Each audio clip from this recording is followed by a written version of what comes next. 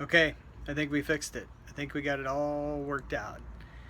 So, if you saw my rant this morning, you saw why I was not happy with the way the Note 7 recall was being handled.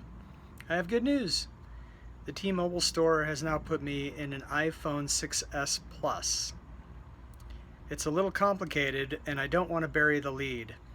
So, here's what I found out during this process. So, Monday I went in and was trying to get a 7 Edge to temporarily replace my Note 7, and they told me Monday that that would hold until my iPhone 7 pre-order came in November.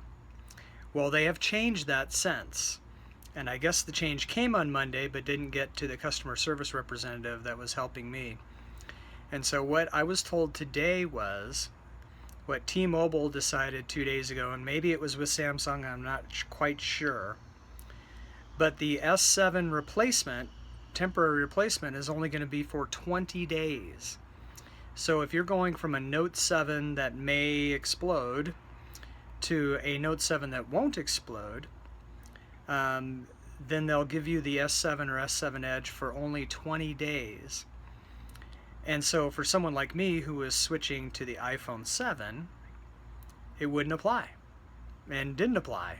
So I'm glad I found out today rather than get the S7 Edge and then find out 20 days that I have to bring it back and have no phone again. So I'm glad we figured that out. But it also shows that Samsung and or T-Mobile they're still getting their act together on this whole recall. They really don't know how to handle it yet, and it's been 2 weeks, 3 weeks now since we've known about this exploding battery thing, and they're just reacting. They still aren't in front of this, and a lot of people are hanging on to their Note 7s because they can't get the S7 until probably next week or whenever. Mine was probably going to come next week. In fact, I think it is coming next week. I've been told that I should refuse shipment on it. Oh, it went out. No, it's only, hang on.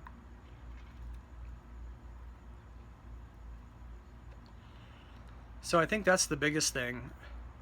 I think there's probably some more frustration out there than we're hearing with the way the Note 7 recall is being handled, because it keeps changing. It's still changing, at least with T-Mobile in the last 2 days. And so people can't get their hands on the S7 or S7 Edge, and so they're hanging on to their potentially dangerous Note 7s until they can, and so that keeps the phones out there that might, catch on fire still out there. It went out. I'll light it after. So that's really the main takeaway from this. Now, my own experience, because I have Jump on demand with T-Mobile, I was able to jump to the iPhone 6s, and then I'll be able to jump again to the iPhone 7 when it comes. So I found a solution that worked for me, and I don't have the Note 7 anymore like I did this morning. So that was my goal for today, and at least that got accomplished. But I wanted to share the other part of information from you too, because I haven't heard this anywhere else yet. It may be out there, but there you have it. Samsung, you're still not in front of this, man. And you have a lot of dangerous phones out there, and I know these incidents are very isolated, but the last one was a 6-year-old getting burned and having to go to the hospital. Does not look good. And if that's my 6-year-old, I'm upset. And someone may die. We don't know. And God forbid. But anyway. And you've seen all of the tech reporters. Some of them kind of the same attitude I have. It's like, it's a 1 in a million chance that my phone's going to catch on fire. It's actually lower than that, and so, I'm the kind of guy who rides my bike without a helmet, right? So I'm not too worried about it.